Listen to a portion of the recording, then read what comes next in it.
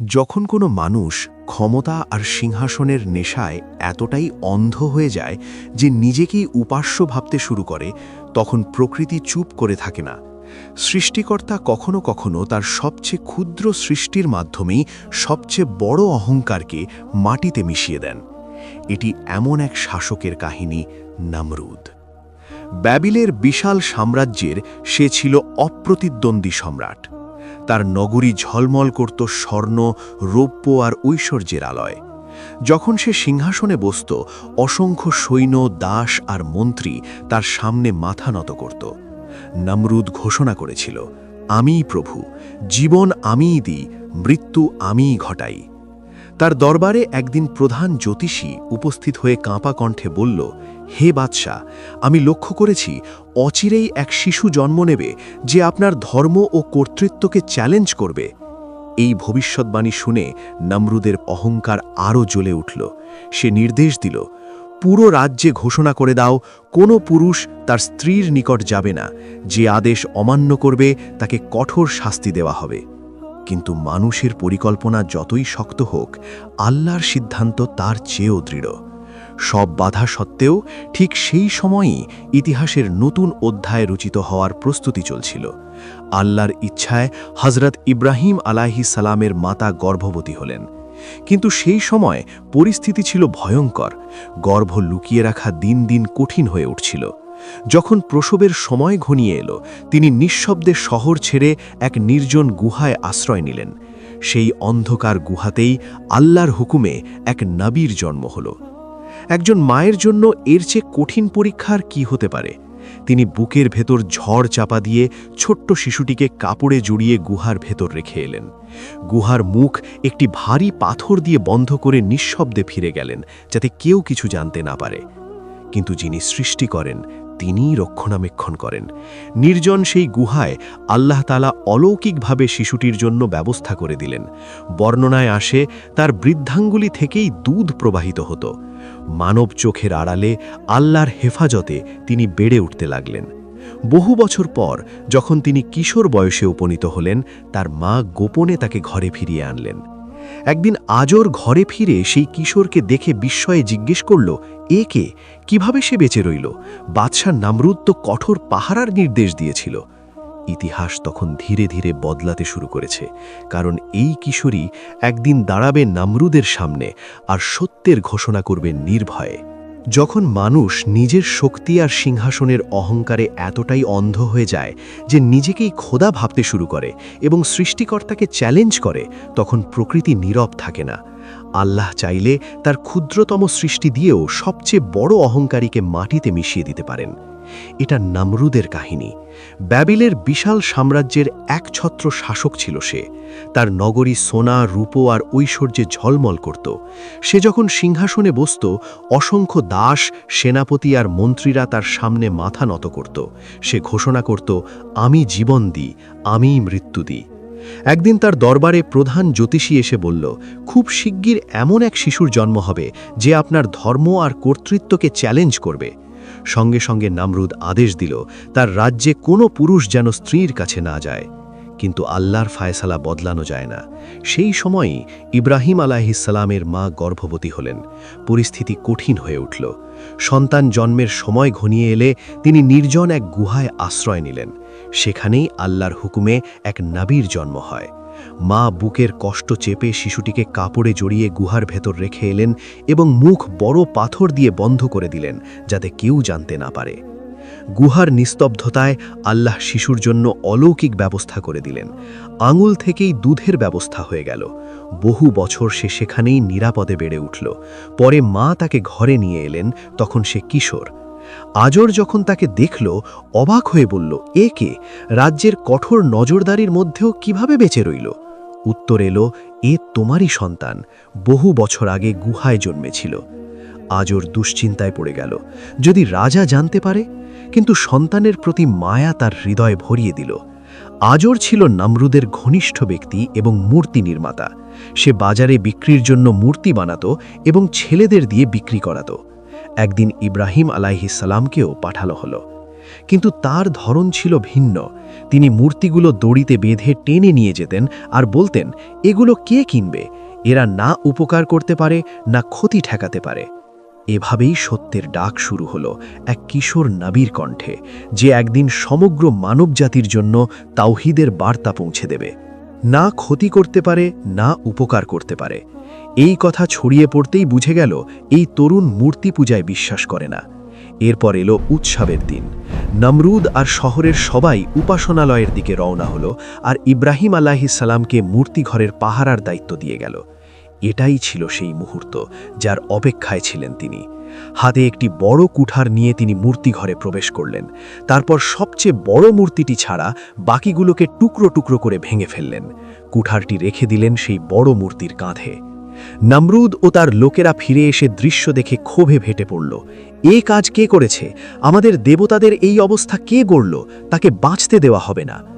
অনেকেই বলল, আমরা জানি এটা ইব্রাহিমের কাজ, সে তো মূর্তিগুলোকে মানেই না। তাকে ডেকে আনা হলো, প্রশ্ন করা হলো, তুমি কি এটা করেছ? রাজদণ্ডের ভয়ও তোমার হলো না? ইব্রাহিম শান্তভাবে বললেন, কুঠার তো বড় মূর্তির কাঁধে, হয়তো সেই ছোটগুলিকে ভেঙেছে। যদি তারা কথা বলতে পারে তবে তাদের জিজ্ঞেস করুন। মুহূর্তের জন্য সবাই নীরব হয়ে গেল। তারা বুঝল, যাদের সামনে মাথা নত করে তারা নিজেরাও নিজেদের রক্ষা করতে পারে না। কিন্তু অহংকার সত্যকে মানতে দিল না। তাদের হৃদয় শক্ত হয়ে রইল, আর সত্যের বিরুদ্ধে শাস্তির প্রস্তুতি শুরু হলো। তাহলে এই বড় মূর্তিটাকেই জিজ্ঞেস করো, সে কেন বাকিগুলোকে ভাঙা থেকে বাঁচালো না? লোকেরা রেগে বলল, তুমি কি বুঝো না, এগুলো তো পাথরের মূর্তি, এরা না কথা বলতে পারে, না নড়াচড়া করতে পারে। ইব্রাহিম বললেন, যারা কথা বলতে পারে না, দেখতে পারে না, নিজেদেরও রক্ষা করতে পারে না, তারা কিভাবে উপাস্য হতে পারে? এই প্রশ্ন নমরুদের অহংকারে বজ্রাঘাতের মতো আঘাত করল। কিছুক্ষণের জন্য সে স্তব্ধ হয়ে গেল, কিন্তু সত্যকে মেনে নেওয়ার বদলে সে ক্রোধে অন্ধ হয়ে উঠল। সে আদেশ দিল, একটি বিশাল আগুন জ্বালাও, এমন আগুন যার তাপ দূর দূরান্ত পর্যন্ত অনুভূত হয়। দিন রাত কাঠ জড়ো করা হলো। আগুন এত ভয়ঙ্কর রূপ নিল যে তার কাছে যাওয়াও অসম্ভব হয়ে উঠল। এবার প্রশ্ন উঠল, এত ভয়ঙ্কর আগুনে ইব্রাহিমকে কিভাবে নিক্ষেপ করা হবে? তখন তারা একটি বিশাল নিক্ষেপণ যন্ত্র বানানোর সিদ্ধান্ত নিল, যাতে দূর থেকে ছুঁড়ে তাকে আগুনের মধ্যে ফেলা যায়। মানুষ ভেবেছিল আগুন সব শেষ করে দেবে, কিন্তু তারা জানত না, যার রক্ষক স্বয়ং আল্লাহ, আগুনও তার জন্য শান্ত ও নিরাপদ হয়ে যায়। মানুষের শোরগোলের মাঝেই তাকে আগুনে ছুঁড়ে ফেলা হলো। তখন আল্লাহ হুকুম দিলেন, হে আগুন, ইব্রাহিমের জন্য শীতল ও নিরাপদ হয়ে যাও। মুহূর্তেই ভয়ঙ্কর অগ্নিকুণ্ড শান্ত হয়ে গেল। নমরুদ বিস্ময়ে হতবাক।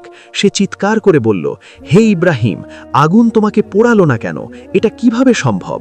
ইব্রাহিম আলাইহিস সালাম বললেন, এটা আমার প্রতিপালকের ক্ষমতা, তার জন্য কোনো কিছুই অসম্ভব নয়। সময় পেরিয়ে গেল, কিন্তু নমরুদের অহংকার ভাঙল না। সে নিজেকেই উপাস্য মনে করতে থাকল। একদিন ইব্রাহিমকে জিজ্ঞেস করল, তোমার রব কে? নবী উত্তর দিলেন, আমার রব সেই সত্তা যিনি জীবন দান করেন এবং মৃত্যু ঘটান। নমরুদ কটাক্ষ করে বলল, এ কাজ তো আমিও করতে পারি, তাহলে আমাকে উপাস্য মানো না কেন? সে আদেশ দিল, দুজন বন্দীকে আনা হোক। একজনকে মুক্তি দেওয়া হলো, আর অন্যজনকে হত্যা করা হলো। তারপর নমরুদ বলল, দেখো, জীবন মৃত্যুর ক্ষমতা আমার হাতেও আছে। কিন্তু সত্যের যুক্তি তখনও বাকি ছিল। দেখলে তো, একজনকে হত্যা করলাম, আরেকজনকে জীবন দিলাম। ইব্রাহিম আলাইহিস সালাম মৃদু হেসে বললেন, আমার রব সূর্যকে পূর্ব দিক থেকে উদয় করেন। তুমি যদি উপাস্য হও, তবে একে পশ্চিম দিক থেকে উদয় করাও। এই কথায় নমরুদ স্তব্ধ হয়ে গেল। তার মুখে আর কোনো জবাব ছিল না, কিন্তু অহংকার তাকে সত্য মেনে নিতে দিল না। সে ঘোষণা দিল, আমি আকাশে উঠব, ইব্রাহিমের রবের সঙ্গে যুদ্ধ করব।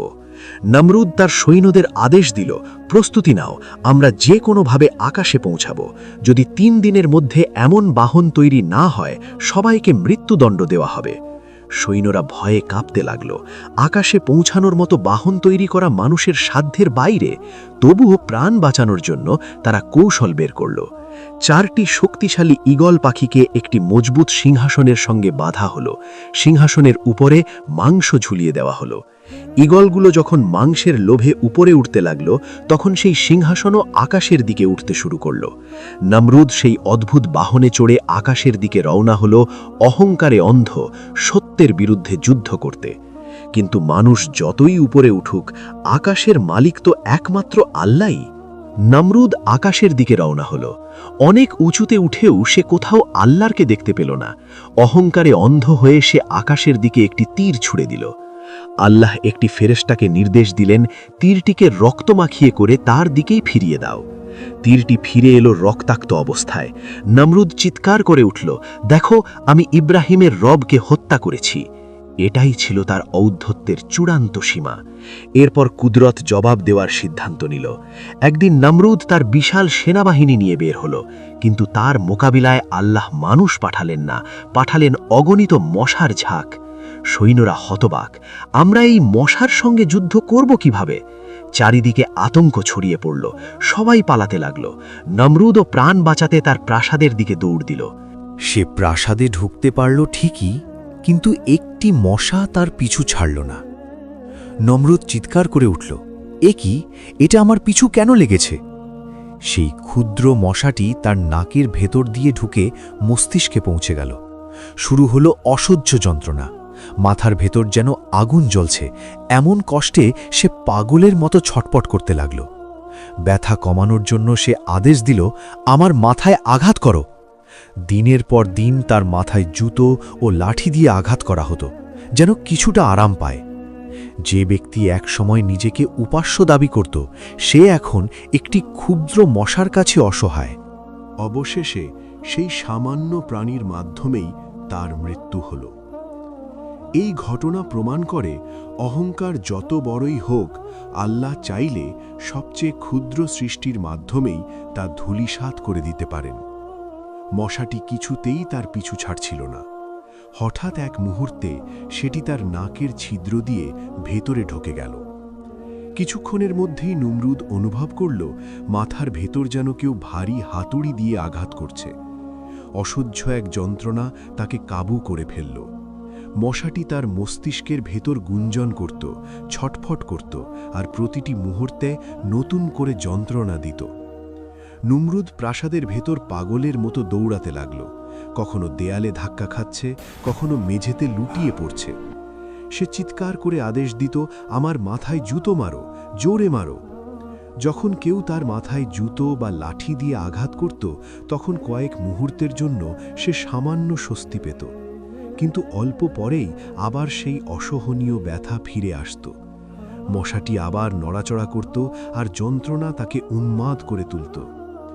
দিন কেটে যেতে লাগল, তার ঘুম হারিয়ে গেল, শান্তি হারিয়ে গেল, আর অহংকার তো অনেক আগেই ভেঙে চুরমার হয়ে গেছে। কখনো মেঝেতে গড়াগড়ি খেয়ে চিৎকার করত। যে ব্যক্তি একসময় নিজেকে উপাস্য বলে দাবি করেছিল, সে এখন এক ক্ষুদ্র প্রাণীর সামনে অসহায় বন্দী। বছরের পর বছর সে এই শাস্তির মধ্যেই কাতরাতে থাকল। অবশেষে সেই ছোট্ট মশাটি তার জীবনের পরিসমাপ্তি ঘটাল। এই কাহিনী স্মরণ করিয়ে দেয়, অহংকারের শেষ পরিণতি সর্বদা অপমান ও ধ্বংস। প্রমাণ হয়ে গেল, কখনো কখনো গর্ব ভাঙতে একটি ছোট্ট মশাই যথেষ্ট।